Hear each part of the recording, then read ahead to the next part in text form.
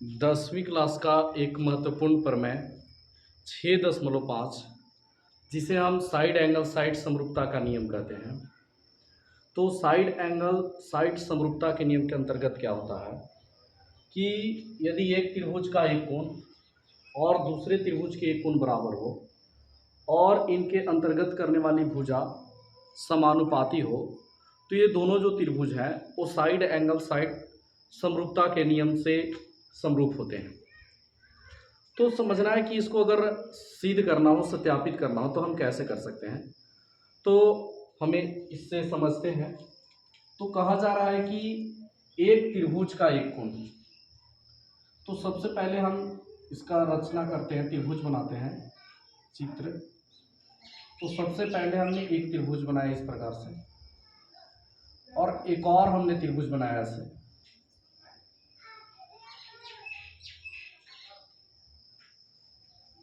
और ये दोनों त्रिभुजों को साइड एंगल साइड समरूपता के नियम से सत्यापित करना है। तो अगर इस त्रिभुज का नाम हमने ए बी सी दिया और इस त्रिभुज का नाम हम पी क्यू आर देते, तो कह रहा है कि एक कोण बराबर हो। अगर जैसे कहते हैं कि ए जो है वो आपका पी के बराबर है और अंतर्गत करने वाली भुजा समानुपाती है, तो ए को देखिए, ये कोण ए से सटा हुआ कौन है, तो ई वाला है, और देखिए ई वाला है। तो ये दोनों जो भुजा है इसके अंतर्गत करने वाली भुजा है। इसमें इसी प्रकार से देखते हैं तो अंतर्गत भुजा पी क्यू है और पी आर है, ये इसका अंतर्गत भुजा है। तो कह रहा है कि इसका अंतर्गत भुजा समानुपाती है, तो आपको दिखाना है कि ये दोनों जो त्रिभुज हैं वो समरूप है। तो सबसे पहले लिखते हैं कि हमारे पास दिया क्या है। तो दिया है कि ए बी सी तथा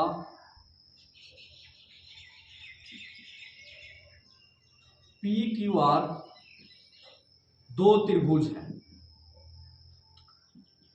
जिसमें ए जो है से पी के बराबर है, एंगल ए बराबर पी, और कह रहा है कि अंतर्गत भुजा समानुपाती है। तो ए का अंतर्गत भुजा जो है से ए बी है, तो ए बी के बटे में जो जाएगा वो पी क्यू जाएगा। और इधर अगर ए सी की बात करते हैं तो ए सी के बटे में पी आर। इतना आपके पास दिया हुआ है। अब हमें सत्यापित का करना है कि ये दोनों जो त्रिभुज हैं वो समरूप हैं। तो हमें सिद्ध करना है कि त्रिभुज ए बी सी समरूप है त्रिभुज पी क्यू आर का। अब हमने जब प्रमेय 6.3 को देखा तो उसे हम एंगल समरूपता का नियम कहते हैं। प्रमेय 6.4 को देखें जिसे हम साइड समरूपता के नियम कहते हैं। तो ये दोनों में से किसी एक समरूपता के नियम से हम ये दोनों त्रिभुज को समरूप अगर कर देते हैं तो इसका मतलब है कि साइड एंगल साइड समरूपता के नियम से भी ये दोनों त्रिभुज समरूप होते हैं। तो इसमें सबसे पहले हम बताए थे कि अगर 6 प्रमेय 3 हो, 4 या 5 हो, सबसे पहले उसमें अगर रचना हमको करना ही है तो इसका रचना अगर हम करते हैं तो रचना करते हैं कि भुजा जो पी क्यू है इस पर हमने एक बिंदु एम लिए और भुजा पी आर पर हम एक बिंदु एन लेते हैं, और इस भुजा पर बिंदु एम को हम इस प्रकार रखते हैं कि पी एम जो है वो ए बी के बराबर हो जाए और पी एन जो है वो ए सी के बराबर हो जाए। तो हमने रचना क्या किया कि भुजा पी क्यू और पी आर पर क्रमशः बिंदु P और Q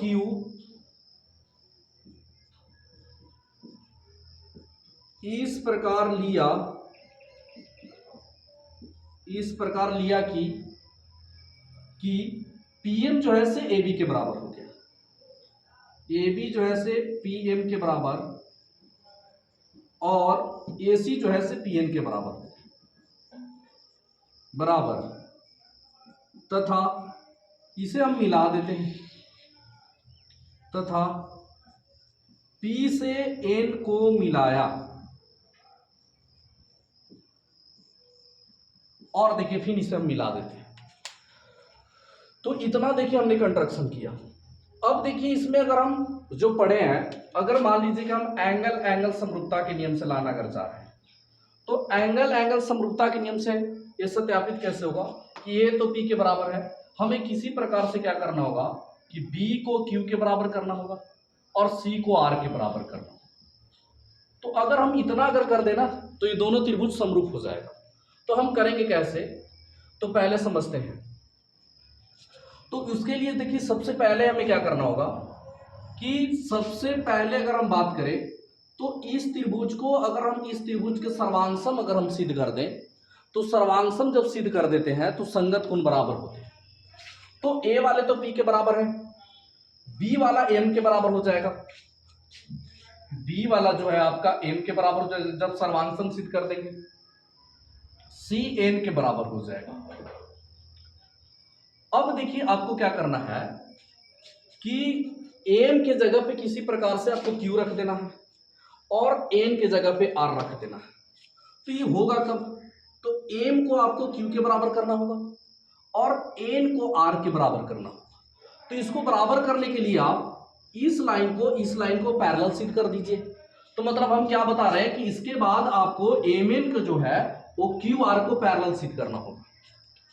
तो पैरेलल कब होगा कि जब आप प्रमेय 6.2 को देखते हैं थेल्स के विलोम को, तो थेल्स के विलोम कैसे लगेगा कि जब आपके पास Pm बटा में MQ प्राप्त हो जाए और इधर Pn बटा में अगर NQ अगर आप ला देते हैं तो ये दोनों जो लाइन है वो पैरेलल हो जाएगा, वो भी थेल्स के विलोम से। तो सबसे पहले इसी चीज को हम करते हैं कि सबसे पहले इसको लाना है और जैसे ही पैरेलल हो जाएगा तो ये कोण बराबर हो जाएंगे। इसका मतलब है दोनों त्रिभुज जो है समरूप हो जाएंगे एंगल समरूपता के नियम से। तो सबसे पहले अगर देखिए आपको उत्पत्ति अगर हम लोग करते हैं या प्रमाण लिखते हैं तो उत्पत्ति अगर हम करते हैं तो सबसे पहले हम बताएं इस वाले त्रिभुज को हम सर्वांशम करेंगे और सर्वांशमता के आप 4 नियम है, चारों में से किसी एक को आपको ला देना है।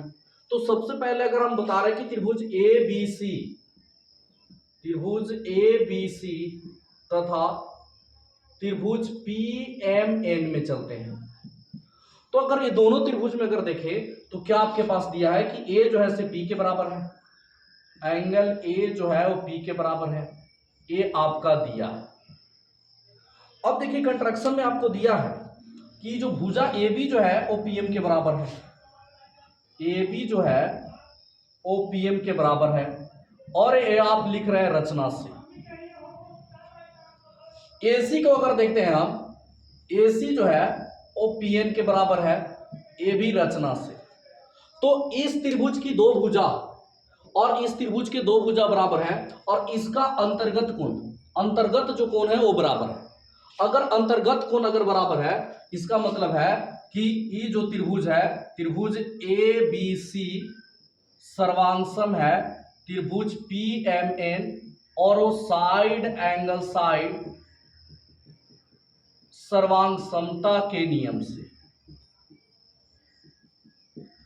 तो सबसे पहले हमने क्या किया कि ये दोनों त्रिभुज को सर्वांशम कर दिए। अब जैसे ही त्रिभुज अगर सर्वांशम होता है तो उसके संगत कोण आपस में बराबर होते हैं और संगत भुजा भी बराबर होता है। तो हमें कोण की आवश्यकता है, तो संगत कोण को बराबर करते हैं तो एंगल B जो है वो M के बराबर हो गया। कारण लिखाएगा CP/CT से कि सर्वांशम त्रिभुज के संगत भाग आपस में बराबर होते हैं। एंगल C जो होगा वो N के बराबर होगा, ये भी कारण लिखाएगा CP/CT से। इसको हम समीकरण 1 मान लेते, इसको 2 मान लेते क्योंकि इसी की आवश्यकता पड़ेगी। अब देखिए दूसरी बात जो बता रहे थे, आपको क्या करना है कि इस प्रकार से भुजा को समानुपाती कर लेना है। तो भुजा को समानुपाती करना है तो देखिए आपके पास क्या दिया है, लिखिए कि चूंकि दिया है कि AB बटा में PQ बराबर AC बटा में PR, ये आपने लिखा कि दिया है। अब अगर देखते हैं कि हमको इस वाले त्रिभुज में लाना है, तो सबसे पहले इसको लाने के लिए हम क्या करेंगे, ए बी को देखेंगे। तो ए बी कंट्रक्शन में पीएम के बराबर है, ए बी के जगह पे हम पीएम लिख देते हैं। पी क्यू तो किसी के बराबर है नहीं। ए सी को देखते हैं, ए पी एन के बराबर है और बटा में हो गया पी आर। अब अगर देखते हैं हमें जो लाना है वो पी एम बटा में पी एम क्यू और पी एन बटा में एन क्यू। तो ऊपर वाला हमें प्राप्त हो गया। तो बताया था कि अगर जब ऊपर वाला अगर प्राप्त हो जाए तो उसको आप सुरक्षित रखने के लिए उस चीज को आप हर में रखिए। तो इस चीज को अगर हम हर में करते हैं तो हर में कैसे करेंगे, तो इसके लिए हम व्युत्क्रम कर दें। तो व्युत्क्रम करने पर लिखेंगे, तो व्युत्क्रम अगर करते हैं हम तो पी क्यू बटा में पी एम बराबर पी आर बटा में पी एन हो गया।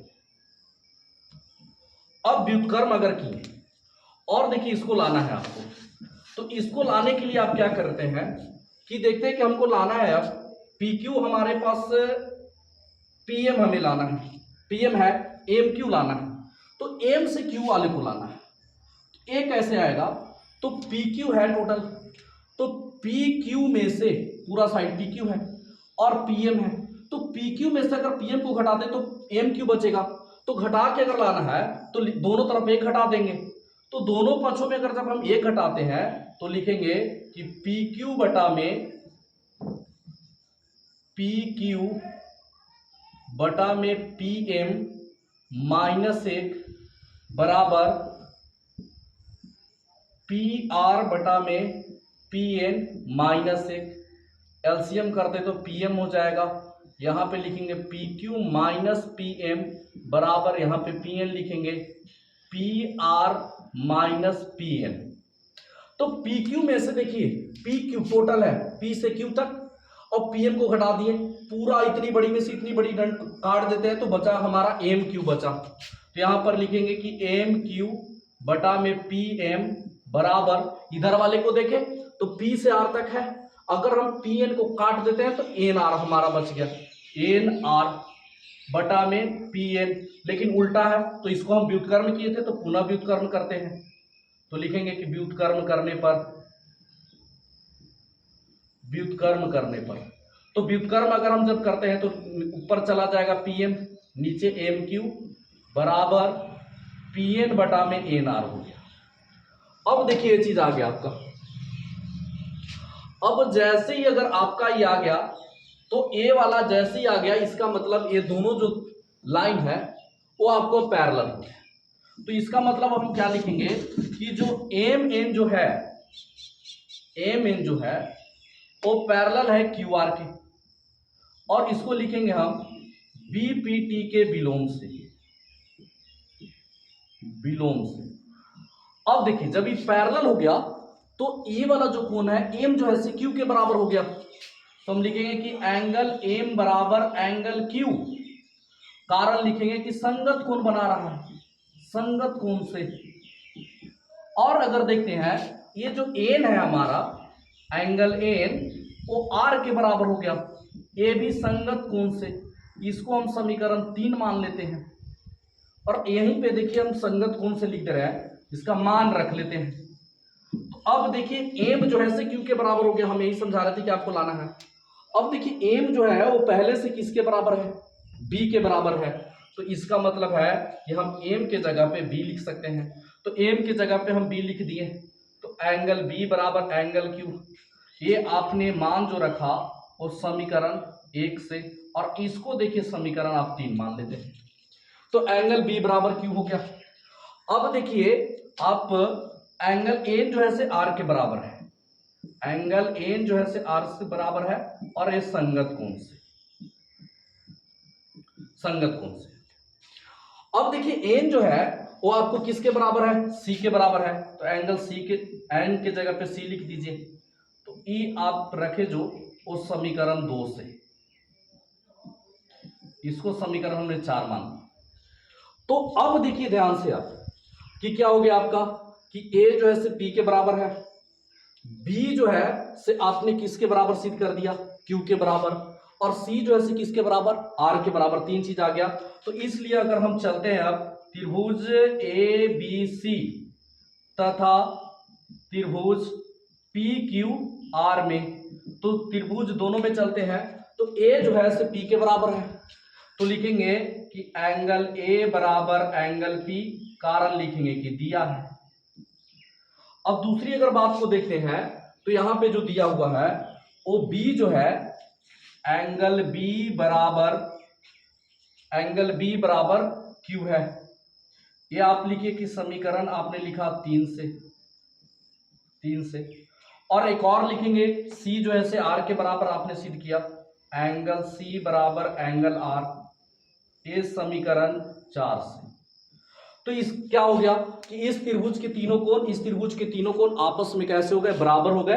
तो जब बराबर हो गए इसलिए दोनों जो त्रिभुज है, इसलिए त्रिभुज ए बी सी समरूप हो गया त्रिभुज पी क्यू आर के, और कारण लिखेगा एंगल समरूपता के नियम से। तो इस प्रकार से बहुत आसान तरीके से हमने इस प्रमेय को समझा।